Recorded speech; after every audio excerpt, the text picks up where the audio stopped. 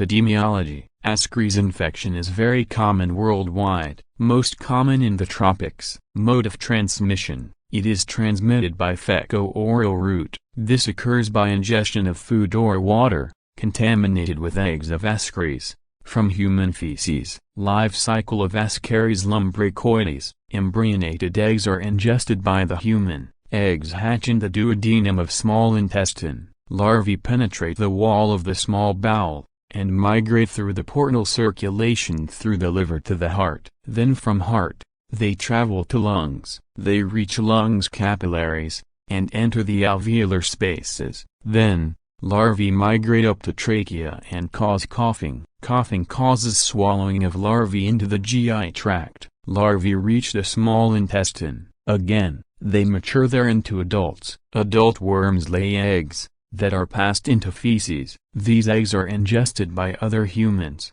from food and water contaminated with these feces containing eggs, and the cycle repeats again.